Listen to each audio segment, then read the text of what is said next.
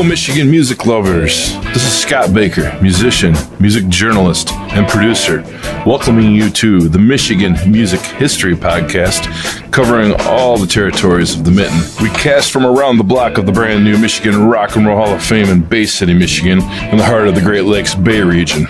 And I'm joined by Michigan music royalty, sitting to the left and right, Dr. J. Gary Johnson of the Michigan Rock and Roll Hall of Fame and MichiganRockandRollLegends.com website, and Sir Fred Reif, Michigan music author, publisher, manager, and musician. Together they have taught, lectured, traveled, hosted, and have been quoted worldwide on all things Michigan music.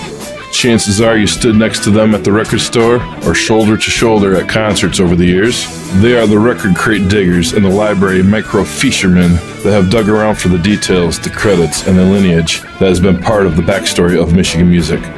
So grab your favorite beverage, hit the cruise, and take a trip back with us as we open up a can of earworms on Michigan's rich music history. Welcome to the Michigan Music History Podcast Show, channeling through all styles and eras of Michigan music, from before you were born up through this very minute. And now, your host, Scott Baker. Hey, everybody. We are back here for another week of the Michigan Music History Podcast. And we want to thank everybody for all the writing in and all the tuning in and all the thumbs up and everything. We're almost up to 500 on the likes in a matter of the month we've been out there. So 400 right off the bat and almost an additional 100 already. So we really thank you guys for coming out. This week's going to be an interesting one. We have Dr. J. He's on vacation. And Dr. J is taking care of his family vacation and also taking care of some of his business with the Rock and Roll Hall of Fame out there with the Frankie Lyman tombstone he's brought back here. While Dr. J is away, Sir Fred is in the house still. How you doing tonight, Fred? Hey, real good. All right.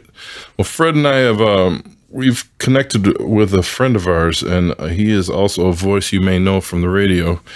Yeah, he's one of the prominent professors, musicians, and dedicated listeners of the jazz and blues, among other things. He's dedicated his whole life to pretty much Michigan music, and we are just grateful to have the bass player, the writer. I can't give enough kudos to this man who I've enjoyed my entire time I've got to meet him over the years. Mr. Mike Johnston in the house from Destination Out, the radio show on WCMU every Sunday night. How you doing, Mike? Yeah, great. Thanks for having me. Mike is tuned into so many different things. It's a perfect time to bring him in. And the reason we brought him in tonight, firstly, was there's a brand new era, a brand new record of the Northwoods Improvisers, Quartet, Quintet, Raft, having just been out for about a month now. It brings in a whole new era. Two young guns are in the band now on saxophones and woodwinds and different percussion instruments. But not only that, Mike has been a key figure, like Dr. J and Sir Fred, in the Michigan music history. He's done everything from dedicated stuff to MC5. He's put together blues things. He's put together jazz things. He is a professor at CMU. He has his radio show, everything I've mentioned already. But Mike used to run at record stores too. And Mike's going to touch base on the record stores tonight. Yeah, sure. Touch base on the music of the new album and jazz in Michigan. I think we got a lot to tackle. Yeah, I think so. First off, tell me a little bit about the new era of the Northwoods Improvisers. Okay, yeah. Farooq passed away, Farooq Z. Bay, that played with and put a lot of recordings out with. We recorded with him from like 2000 till about 2012. He passed away. And a couple of years after that, through CMU Public Radio and Destination Out, student employees that they would hire to help Robert Barkley Does the Juke Joint and myself to log in things and just assist in our programs. Kind of one after another were these two really great, wide open, great musicians. And just, you know, they had big ears and were listening to everything, and just kind of became, you know, friends, and invited them over for jam sessions, and, you know, just one thing led to another. So, just really been impressed with their playing and dedication to music, and they just absorbed so much. And the thing that really clicked for me, I think, was Farooq was such a massive influence on me, and he was a person that I looked up to before I played music with him. And I'd go to see Sun Ra and Art Ensemble and Griot Galaxy, and I kind of lumped them all in one category, and I just loved this band. So it was just, and then when I got to know Farooq and play with him, he just opened up a world of music to me, and both of these guys just love the music too. And so they Dominic Bringa and Donovan Boxey, and they both just absorbed so much of this music. Some of the stuff very complex material, and it's just been really great. So it's like they're in the same sphere and on the same page, I think, and they're youthful and full of fire, and it's been really great. And still play with Nick Ashton on drums, and I played with him since the mid 80s, and I've known him since the early 70s. He used to come in a record store I worked at in Traverse City, and he was in some traveling band at the time, and so I've known him a long time. So, and this is also the first album, I believe, maybe second record without Mike Gilmore. The first one. First one, okay. Yeah. And he's a lifelong friend, and he moved away a few years ago, and so that was kind of a crushing blow for me, because literally I played music with him multiple days a week for 40 plus years. I remember. So, I remember the look in your face when we first talked about it, and that hasn't been. It's been a transition, but whatever. Things are going in a good direction. So, well, Northwoods is in good hands. I mean, Donovan and Dominic, and I've gotten to see both, and they are extremely toe dipped into the futuristic music that you guys have brought forward. Yeah, they're really great players, and good people. Talk about great people. Yeah. Every time I've ran into them at the Electric Kitchen, you guys have played there, or I ran into Donovan once on another occasion, and just like they just want to talk, and it's like that's what I love. It brings back that what we'll get to later, that record store. Let's have a chat aesthetic, Right. But it's a good time, a fresh break for the Northwoods. You guys still got your sounds. I want to ask you a few questions about the record before we move on. Yeah. I do believe Ethiopia and 19 Moons are re-recorded. Yeah, newer versions. New versions. Yes. Yeah. Okay. Yeah, and they just when we recorded the album, we did probably twice as much material, and we just selected what we liked, right. And so, because we recorded live, we don't overdub or anything. And so we just picked versions that we thought were really good. And 19 Moons is a special piece to me because Farooq wrote that piece for Northwoods. Now, like, as far as I know, he wrote tons of music, but because we were kind of really into ragas and East Indian music, that's sort of a jazz raga written in 3 movements and blah, blah, blah, blah, blah. And so that piece he wrote, for us, to play with him. And so that's kind of... It's like a gift. Yeah, right, yeah. Right. So, I understand that. And those 2 songs actually stick out so well in my memory from your past recordings that it's cool to hear them freshly done with the new cats in the band, and just to hear a different vibe on them. And I thought it was really cool how you took it. In 19 Moons, I heard that story from you before, so I kind of gathered that one. And RM, written by Donovan, and he's got a couple words inside the record too. That must be something special for him. I know he's not here, but can you maybe tell us a little bit about it? Roscoe Mitchell. Oh, Roscoe. Okay. Yeah, okay. So Art Ensemble of Chicago. Right. Yeah. And so if you listen to it back, it's really got a Roscoe Mitchell flair to the way that it's put together, and it's meant to be it's a minute long. It's meant to be this really short piece. I actually brought a photo here. I went to Roscoe workshops when I was younger, and so he would do like these deal out cards, and and so it's sort of in the spirit of that kind of presentation. Yeah, wonderful. Oh, it's a story I haven't heard. And I still have yet to see or meet Roscoe. That's something he's a very nice guy. Yeah. Love to be in front of him someday. Yeah. I did get to see Pharoah Sanders one time, and that was cool. I saw Art Ensemble of Chicago. Where'd you see them at? Ann Arbor? Yeah. I saw him in Ann Arbor once, and Yeah, yeah. I have a video also. Okay, yeah. Yeah, they were spectacular live. Kind of like Sun Ra, very visual. And I remember, I don't know, this was a gig I went to in Ann Arbor. Maybe it was one year. It was about 79. And That's about it. Yeah, and I remember Joseph Jarman came out, and he was doing this dance, and I thought he had a flag or something he was waving around, and it was a pair of pants. I remember, I don't know, it just really struck me at the time. I was like, Their bass player in Art Ensemble, that was Malachi Favors. Malachi. He was with Farrell the night I saw him. They were in Grand Rapids touring with that percussionist. Yeah. Okay. I think you were at the gig we talked about. Cahill Elzabar. Yeah, Farooq went to that too. Yeah. Yeah, that was was another game changer. I think Ari Brown was playing with him too. Yeah. Yes, he was. Yeah. Yeah. So I got to see one of the members, but I wondered, Fred, if you had any backstory on seeing any of the free jazz times you saw Art Ensemble. Did you take that video? No. It's a video like I don't know who made it, but it's got like Junior Wells on it. Okay. Art Ensemble Chicago. It's got some Chicago gospel. It's basically a Chicago. Right. When were musician. you in Ann Arbor? What years? Like when to when? Well, I was booking bands there from 1970 onwards. Did you do I actually the early moved there? Blues and jazz festivals too, or? I was a co-producer of that 73 one. Okay. For the special Detroit show. Yeah, cool. Incredible. Yeah, well, there's a lot of ties that are going to be coming in tonight to the conversation. And then both of you guys having been record store people. What's the Detroit? I mean, that was like the Art Ensemble of Chicago. What, Griot Galaxy or Contemporary Jazz Quintet? That's it. Yeah, CJQ. Yeah. CJQ. Yeah, right. Yeah. Yeah, they were a great band.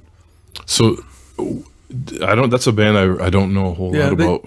They recorded for Blue Note 2 albums. They're kind of like a Miles-ish kind of thing. And then they put out 2 on Strata label. One was at the time, and then there's been one put out maybe a few years ago of a Ann Arbor festival recording. So I know David Murray out of Detroit. I don't know him, but that's one I follow. You guys tune into him. I'm sure you do more. With his show and everything.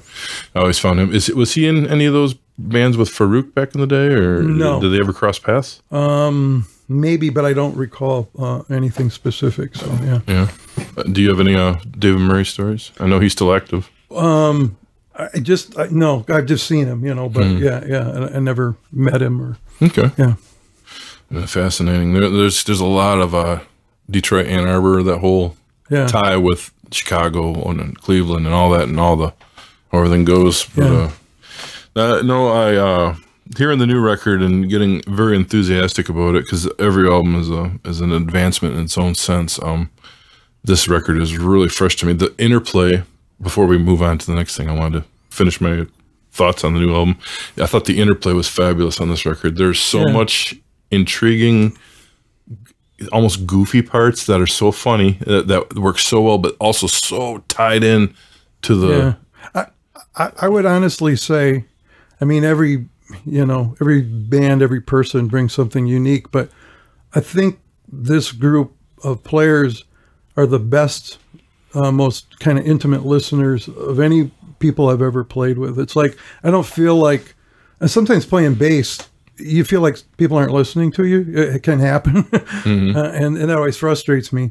But I always feel like everybody hears everything, and Nick's a great listener on drums. He plays powerfully, but I always feel like he's like right on top of things.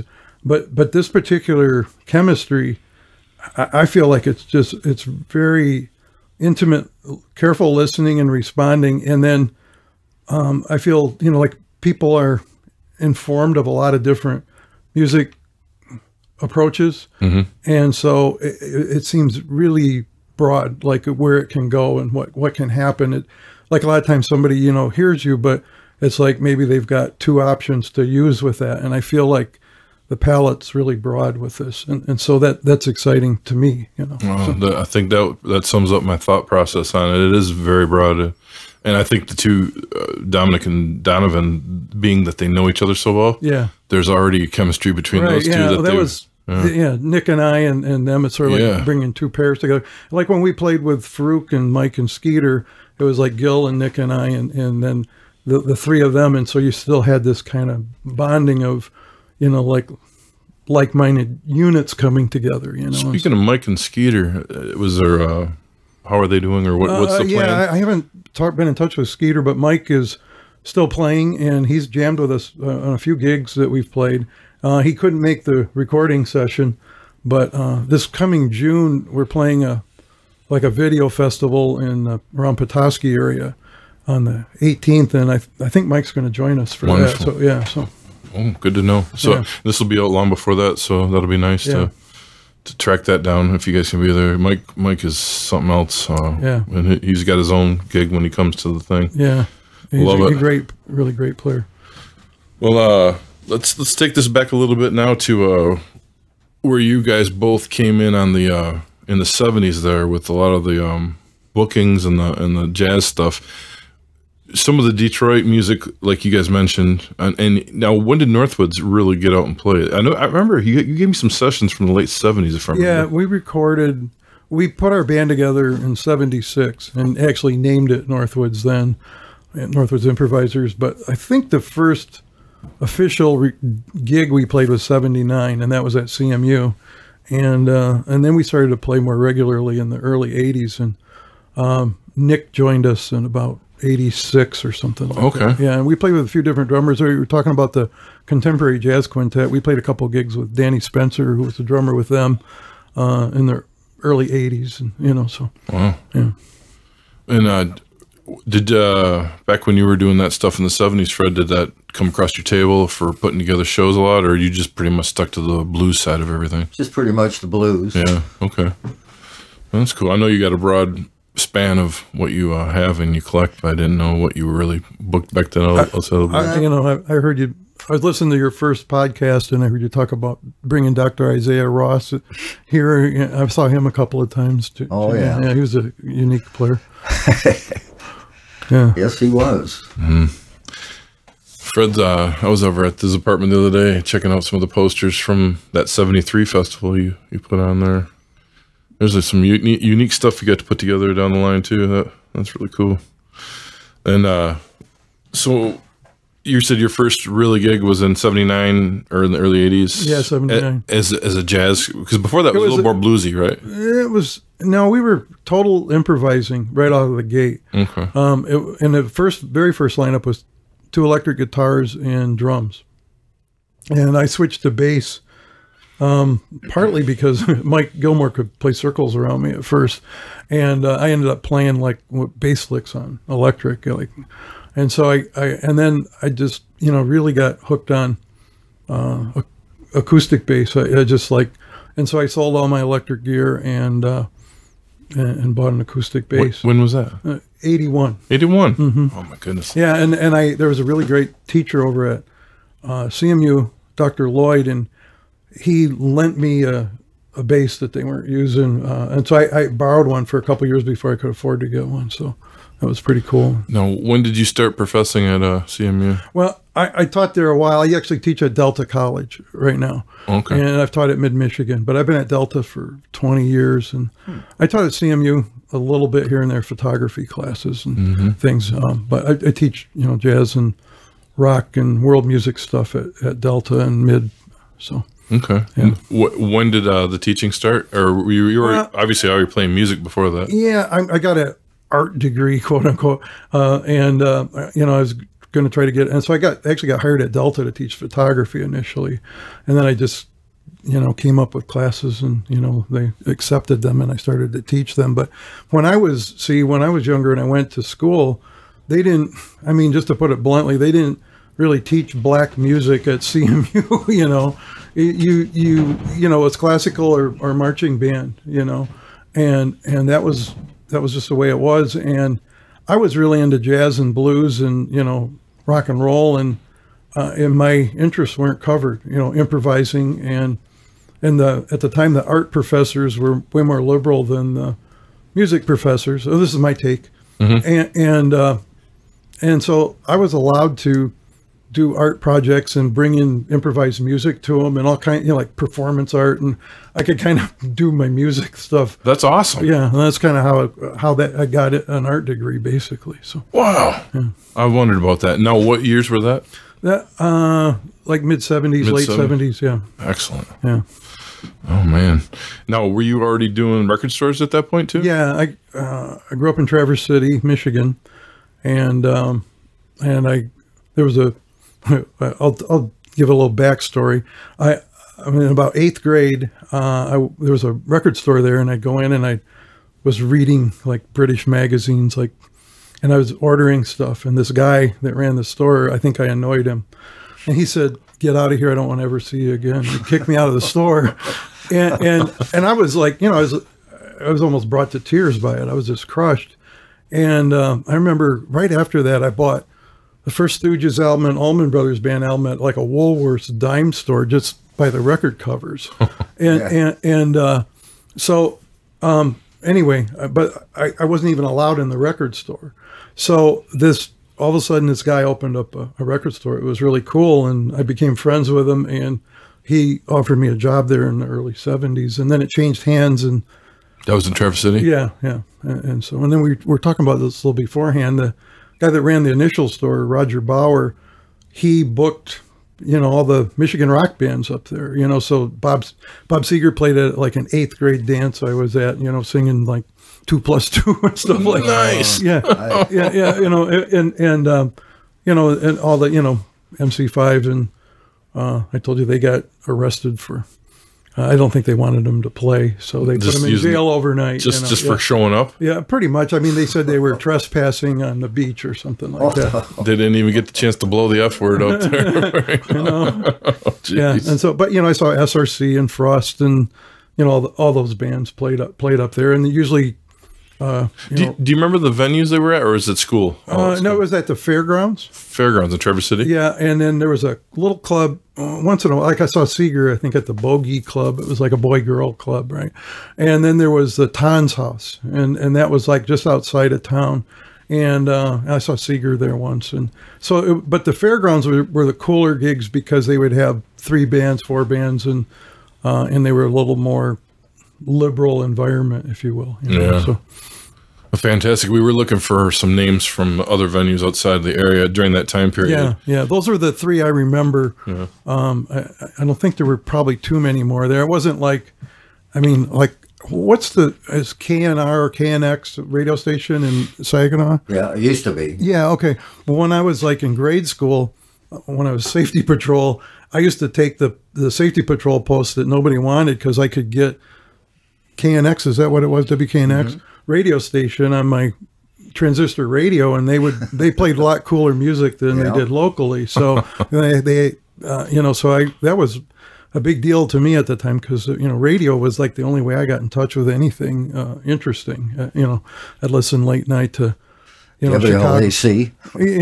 and Chicago and Detroit stations and Cleveland, and I remember listening to shows in Chicago, AM radio that you could get, like Subterranean Circus was when I remember I used to listen to a lot, and they played album tracks and stuff like that. Yeah. Wow. But I mean, like where I grew up, it was like country music, and you didn't get anything in school or anything. So, I mean, that was just such a huge window into something different. Yeah. So there was a teen club up there before your time, but okay.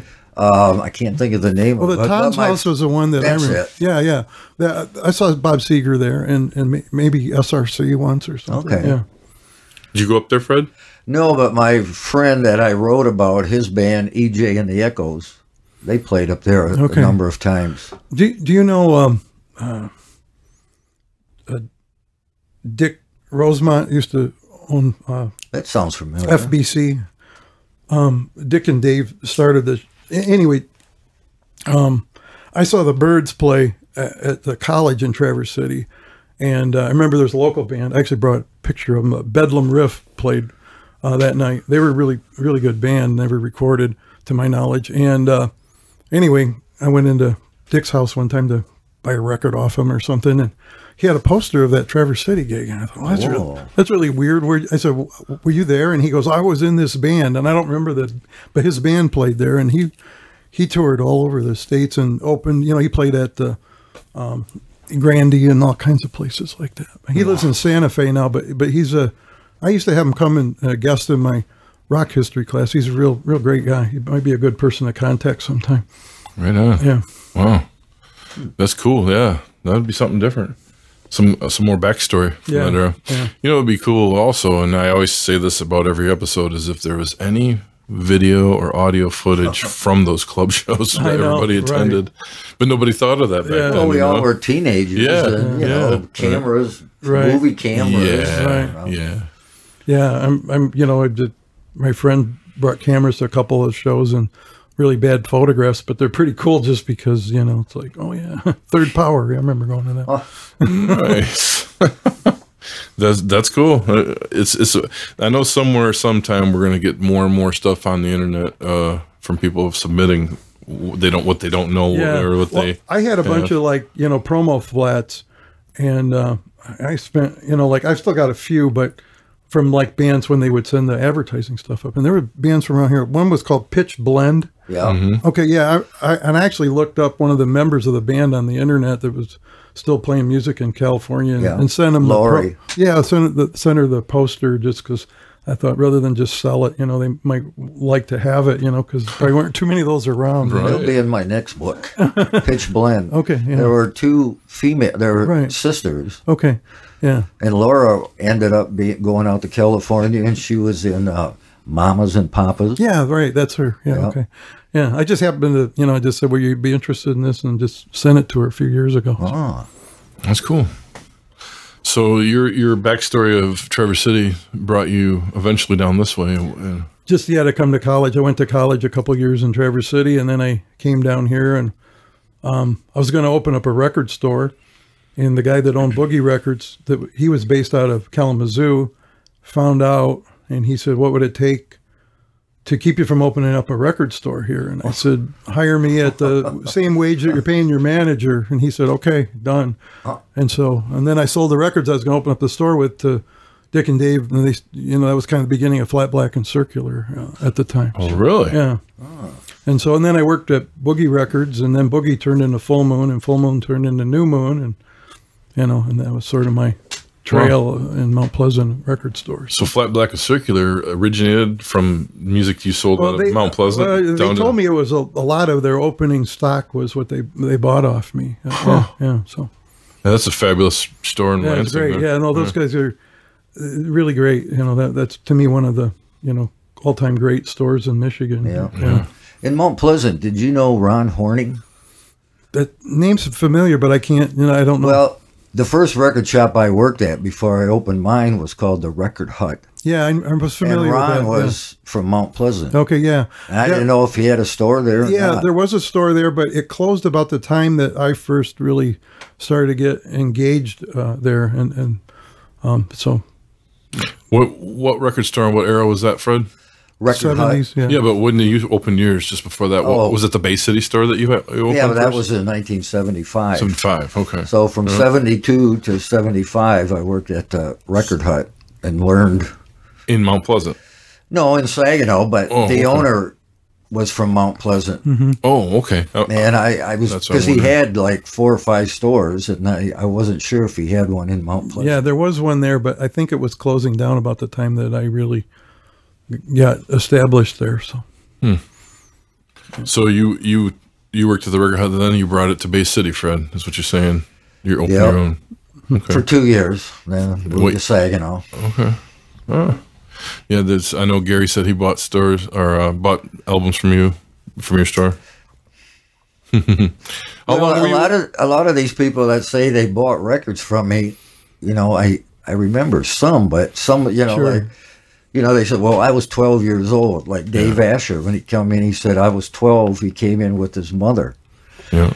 I really don't remember. At our store, we're allowed to swear on the podcast, right? We had a sign, I don't know if you remember, hanging above the door. Somebody wood burned it. It was real fancy. It said, shoplifters are assholes. And today, like I'll just be someplace and all of a sudden somebody will yell shoplifters, or I don't know their name, but they recognize. That's awesome. Yeah. The tagline. Perfect. I wonder whatever happened to that sign. I don't know. I wish I would have hung on to that. Really. Yeah. That's part of legend there for sure.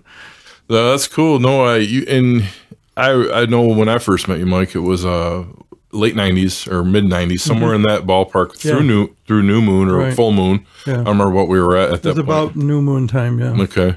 And I was living in Midland, and I'd just go see Mike, and Mike was turning me on to art ensemble in Northwoods, and you were like the guy to talk to every time I came in there. I was buying used CDs and vinyl, and I bought vinyl my whole life. I never stopped buying vinyl. So on the whole vinyl comeback thing here, I'm like, man, I'm already situated real well on this stuff. I have some of the originals, but that's how Mike and I first got connected. Then he invited me to a show. This is before Farooq was in the band, and it just evolved from there. And then I put my first band together, Muddy Gumbo, in the late 90s, early aughts, and we just learned a lot from going out and visiting Mike, and those shows some of you put on out there at the colleges. And then there was one time where you guys, you brought in through Lansing not a sitar player. It was a sitar player and a percussionist. Yeah. Tabla player. And I remember I don't remember the sitar player's name right off the top of my head.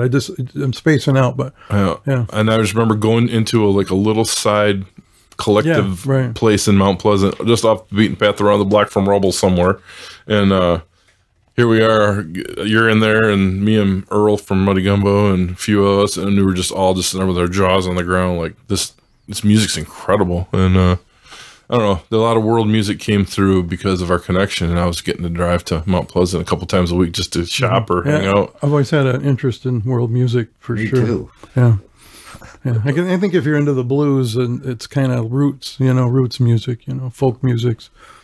For sure. And that's you and I connected Peter Green back through all of our little connections and his Kathmandu and all the crazy little side projects he had after he got going on. But that's awesome. No, Mike, you've brought a lot of music around, and where are you headed now? I know COVID is a big thing, but it sounds like you got a date in the books. Is there more dates coming up? We don't really have too many things lined up, but I mean, we're in hopes that we can, keep moving along, because it was going really well there, and I think that I just have a feeling that there's a lot left in the tank here to explore yet, and so I'm hoping we have some opportunities. And I don't know, playing live, it just it helps the music gel in ways that if you're just jamming and recording, I like all the aspects of it, but playing live, it just it just brings you have to deliver, and it just and you get a real sense of, I don't know, what's good and what isn't. More, I think that way, just what's working. Yeah, that kind of thing. Your mechanics get attuned to seeing. Yeah, and you just can kind of sense, what's clicking and what isn't. You just get a real good read on that, I think. Now, when you first brought Farooq into Northwoods, or how did that go? I don't know if did he just show him up? Would be the right way to word it. He was going to do an appearance with you. How that really happened was, now I hadn't, he got in a severe motorcycle accident in the late 80s, and he was in a coma, and he in Griot Galaxy carried on without him. I saw Griot Galaxy with James Carter playing in his place, and they played Mount Pleasant. Actually made a cassette recording of it that I still have, and he was a student of Farooq's, and among other people, James Carter. I mean, he's a master musician, but anyway, there was that connection there, and there was a falling out between members, and I don't know all the dirty laundry. I don't really want to get into that, but Farooq was kind of out of commission for a while, and he was doing bands here or there, and we played a gig in Detroit, late 90s, and he was in a band there with some people. I think Skeeter was in the band, and Hakim Jami, great bass player, Amin Ellen Colding on drums, and so anyway, a friend of mine that owned a record store in Chicago, Len Bukowski, it was B-Side Records, really great store in Chicago. He moved to Detroit, and he said, I want to take some saxophone lessons. Who do I take them from?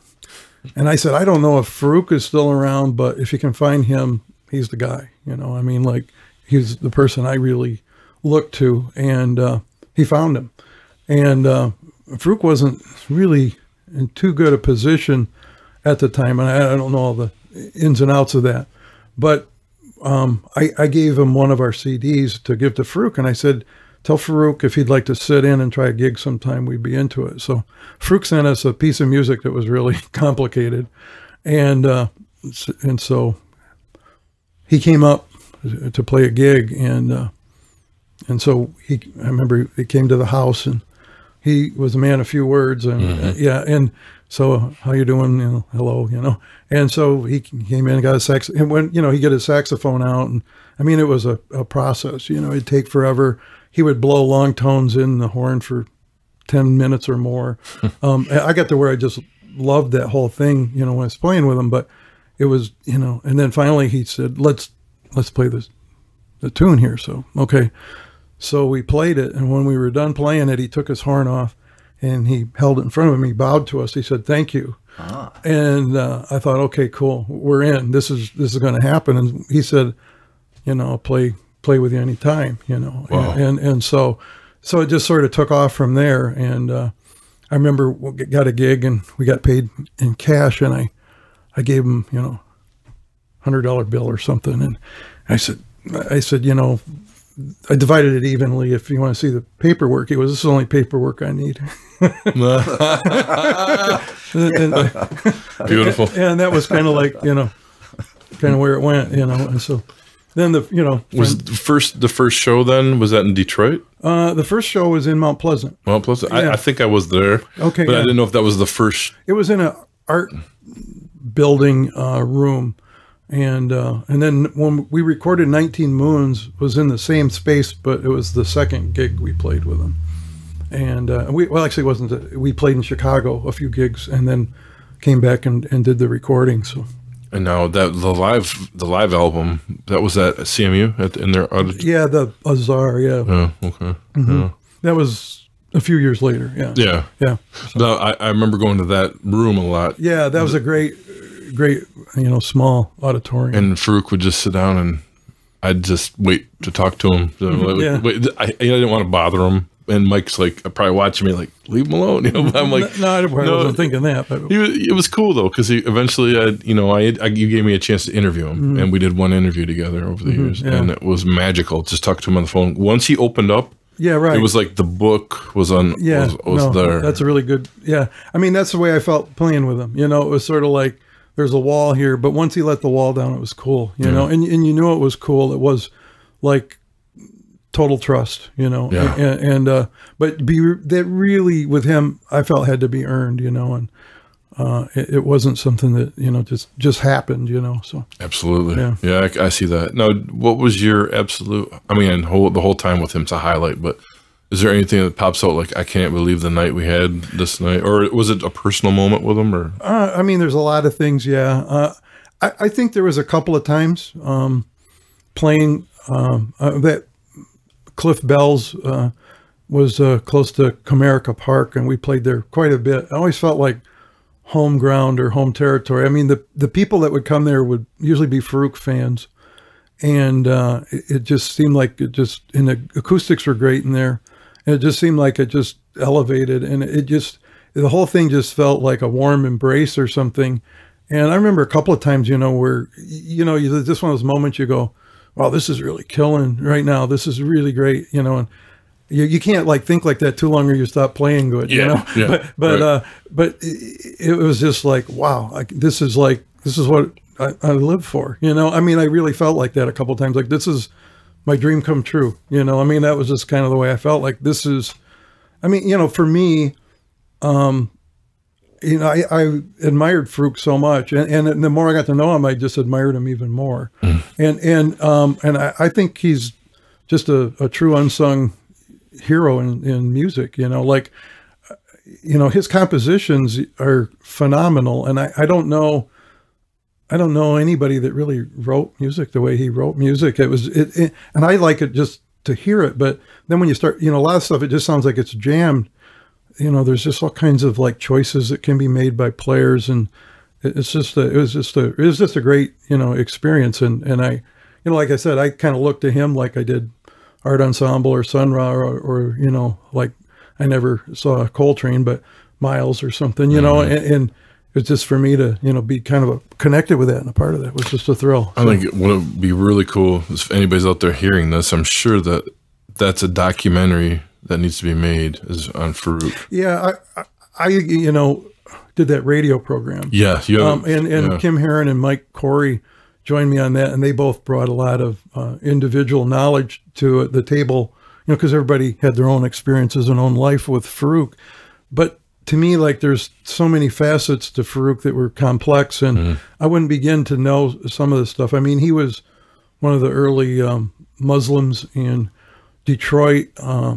I got glimpses of stories about that. I know when Malcolm X was murdered, that he felt the Nation of Islam was behind his murder, and so he quit that church and started his own church, and that created controversy. And now, again, I don't really want to be quoted on all this stuff, but, you know, I heard he had life threats because of that. And I mean, he was just, there's just a lot there, you know, and so, you know, he, to me, like what John Sinclair symbolized with the White Panthers, I think Farooq was kind of that figurehead for African Americans.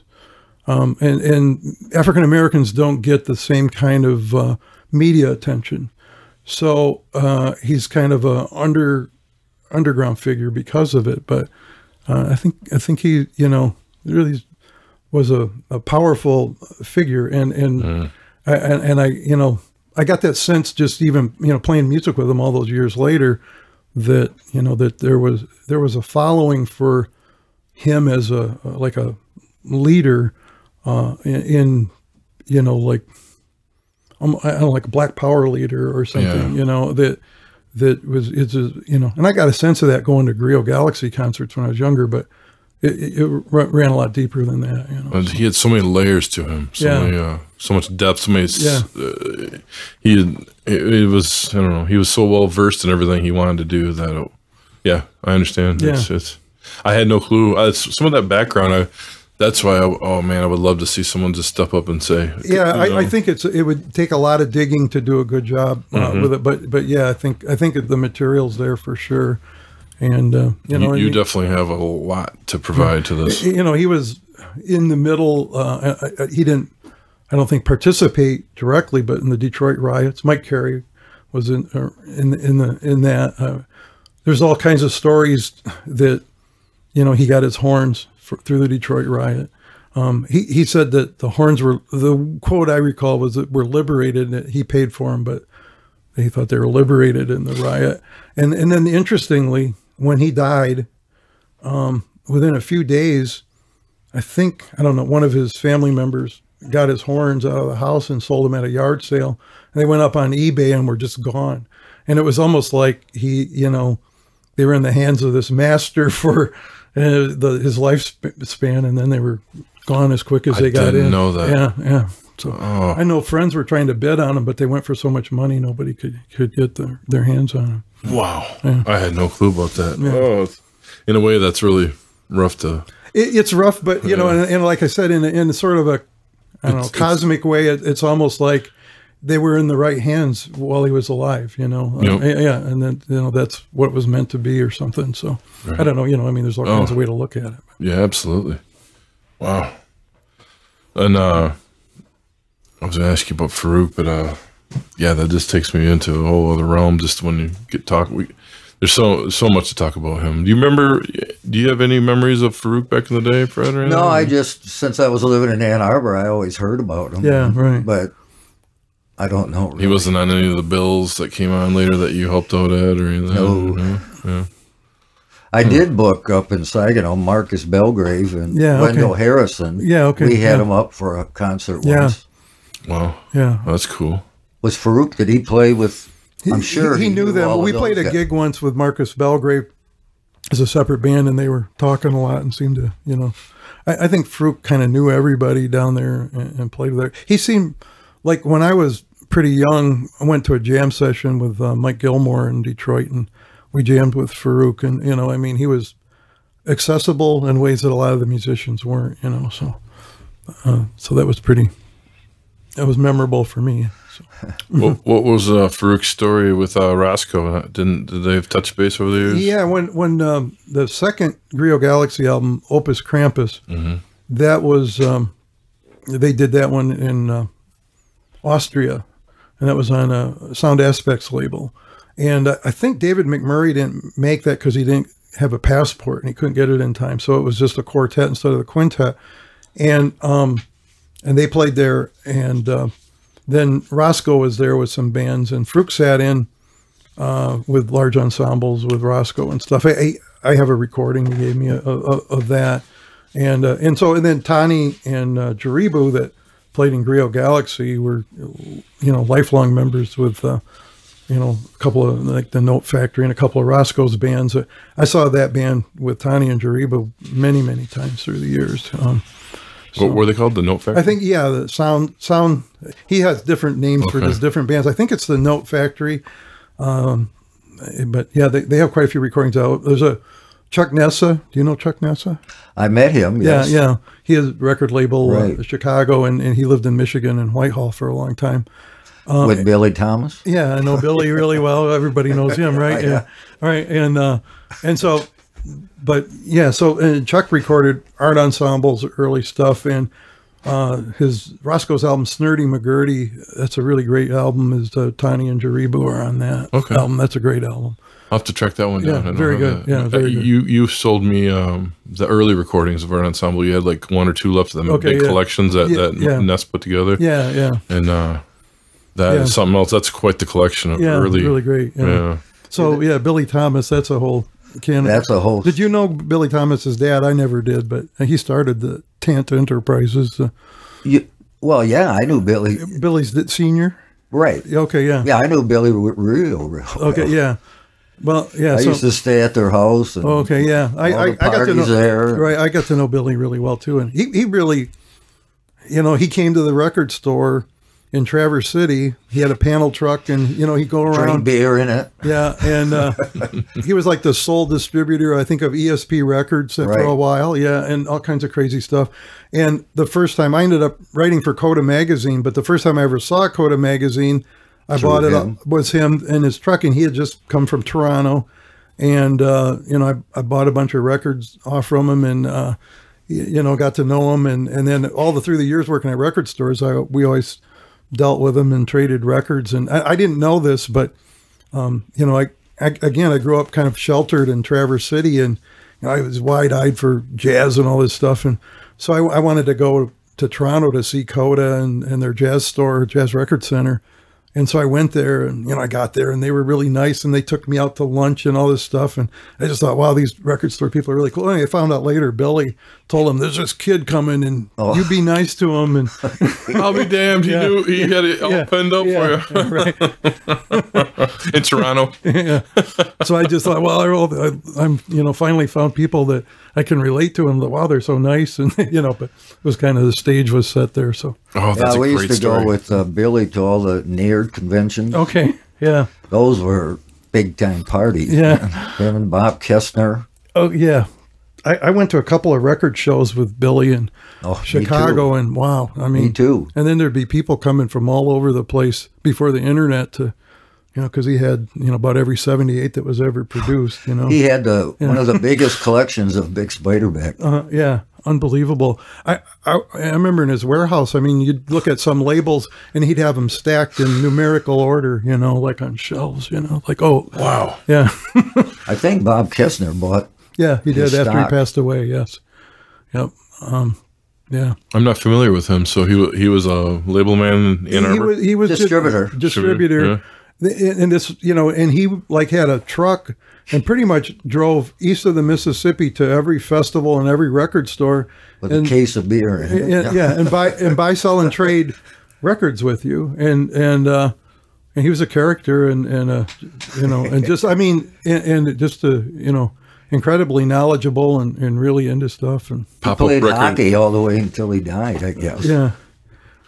Kind of like the record store on wheels, like Third Man does now, eh? But with his own label and his own stuff. That's cool. Yeah. Again, like what was cool is like I remember at the time, you know, I had never heard of Abdullah Ibrahim, who went by the name of Dollar Brand at the time, and evidently he had just played in Toronto, and he was a South African pianist, and so he had all these Dollar Brand records on his truck. And I bought a bunch of them, and they're on these South African labels. You know, because he bought them right off Dollar Brand. And of course, I was too young to really like put all the pieces together yet. But it was just remarkable because it was like, it was just all this music that, you know, again, you just didn't see any place else, you know. And so. Wow. Yeah. And you guys both have a history with the man. That's pretty cool. I think anybody at a record store would have a history with him. Yeah. Well, he carried all the, you know, independent labels. Yeah, right. Okay. Folk, blues, jazz. Yeah, anything like that, you know. He's the one who turned me on to Nessa Records. Yeah, right. Yeah, him and Chuck were friends, I guess. Yeah, remote friends or in and out friends or something. Yeah. So. Is that when you had your when you were working at the Hut or at your own store? Or both. Both. It started out at the Record Hut. Yeah. And well, like he said, every record shop. Yeah, right. Know. He'd come to him. He'd pull up and he was at School Kids when I was working there. Yeah. For a while. Huh. There was a guy that taught at CMU. He passed away. His name was Robin Huff, and he was a graduate of Harvard. And he taught religion there, but he was really into blues 78s and had all Robert Johnson and Skip James records. And I introduced him to Billy, and that was just a trip. When Billy was coming over, he'd call me a day in advance, and he'd say, "Tell Huff I'm coming over," you know. And he'd bring a bunch of rare 78s, and I'd call Robin, and you know, sometimes Robin would like cancel his classes and come over, and there'd be 78s all over the store, and they'd be wheeling and dealing. But it was pretty cool because I learned a lot about 78s, you know, being around them and listening to them with them at times, and you know, it was fun. So. I have a little Dr. Ross Billy story. We went to Kent State. Okay. I booked Dr. Ross there, and Billy, and I got my friend John Sugden a job with Billy for his distribution. So he came, and we stayed at the same hotel, and Dr. Ross and I were in his truck. And, well, you know Billy. Yeah. You never know where he's going. And he said, "You guys get out of my truck right now." So he made Dr. Ross and I get out of his truck. Out, you know, I don't know. I didn't know where we were on campus because it was somewhere by the gig. But, and then later in the evening, I don't know, he apologized. But he was like that. Man. He'd get. Yeah, he was he met my parents one time. He goes, "How did two normal people like you have it?" Sounds like and I remember Chuck took him to see the band Air, Threadgill and Steve McCall and Fred Hopkins. And Threadgill played like a hubcaphone, he called it. And he had like a rack of hubcaps on it. Chuck took Billy to see them one time, and I think Billy thought it was just like the weirdest thing he'd ever seen. Sure. So I was, you know, looking at stuff, and he said, "I got an Air album." He goes, "You'd like it. They play hubcaps." He thought of you. Yeah, and he was right. Yeah. You know, you're like, yeah. That's awesome.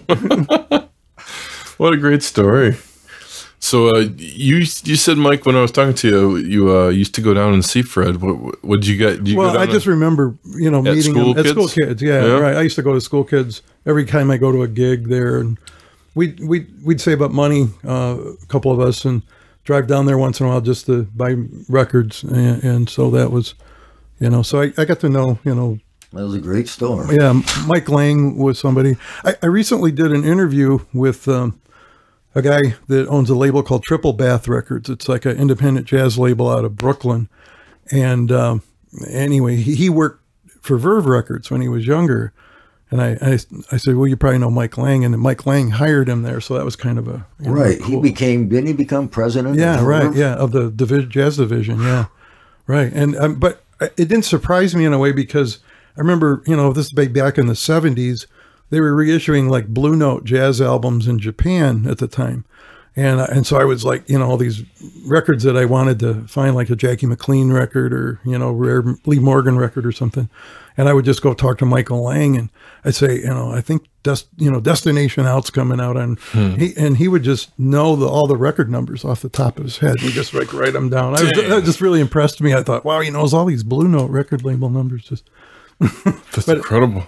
But yeah, he was you know, he's kind of all business guy, but he was real memorable to me, just being interested in records and record stores and stuff. He was, you know. Isn't Don Was the president of Blue Note? Yeah, he is now, yes. Wow. Did you see the story I put in our feed for the three of us?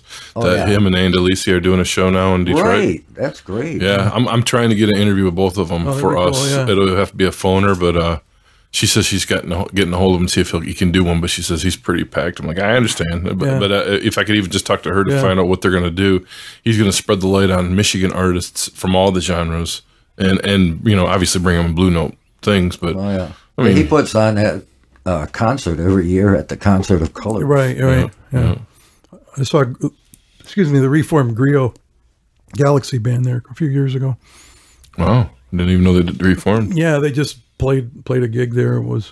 They had a young guy on horn, but it was the other four original members, so it was cool. Wow. No, your memory, both of you, of Michigan jazz artists, and I'm just talking about our state. What does your memory go to? And either of you can start this conversation. But I'm curious that, like, what was there anything that you tuned to, Mike? I mean, you said you were into jazz and digging for it, and you were kind of sheltered. What was there anything local or in our state that really drew you? Yeah, we talked about this. The Contemporary Jazz Quintet were the first Detroit. band. Yeah, now, like, you know, now with my knowledge I have now, Yusuf Lateef and some people came before them, and in fact, you know, Adam Rudolph and some of the members of the variations of the CJQ, you know, played with Yusuf later and stuff like that. So there was that connection. But they were, you know, a really outstanding band. Leon Henderson was one of Farooq's teachers, and he was Joe Henderson's brother. Oh, great sax player. I kind of like him more than Joe Henderson in a way, but I'm impartial towards the Michigan, and they had it was a really outstanding ensemble. They mirrored Miles Davis music a lot, and I think they got kind of pigeonholed as Miles copycats, but they really weren't. I mean, they were just and they got on Blue Note Records, which was really a big deal.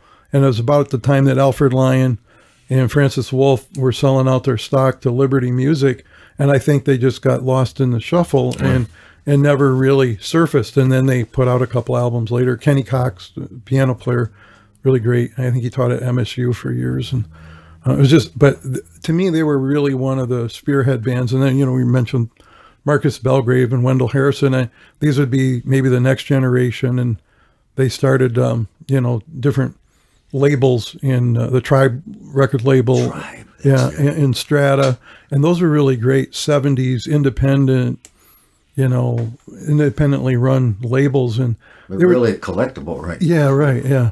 But they were sort of the offshoot to me of the, you know, the 60s and sort of that perpetual motion of jazz. And then I think Griot, see, I know like Farooq, and they got a chance to record with Phil Ranlin, who had a hand in the Tribe label, a great trombone player. And that's how Farooq and Griot Galaxy kind of got their start. And then to me in the 80s, you know, again, I'm kind of more into the free jazz, you know, I'm not trying to step on people that like other bands more, you know, but we all have our likes, you know, and Griot Galaxy then kind of emerged in that next voice of, you know, free jazz music. And that's going to conclude our first episode with Mike Johnston. We are going to have a little follow-up here in another episode down the line, along with another former broadcast with Mr. David Asher, and we're going to combine those two into one, which is a little bit of the leftover conversations and discussions. Mike brought to light a lot of different topics tonight, and of course, if you have anything out there on Farooq Zibay or any Griot Galaxy or anything that might tie into what Mike's discussions were, please hit us up on Facebook or comment on YouTube. Any way we can get a hold of you, that's the best ways to get us. And Fred and I want to once again thank Mike for coming to town. He's going to do it again, hopefully with Gary in tow this time too. So thanks for listening. Thank you for tuning in. Additionally, Dr. J can be reached at MichiganRockandRollLegends.com. Sir Fred can be hit up at FredRife.com. And Scott through ScottBakerMusic.com. You can also search Michigan Music History Podcast on Facebook and YouTube. You've been listening to the MMHP in the 989. From all of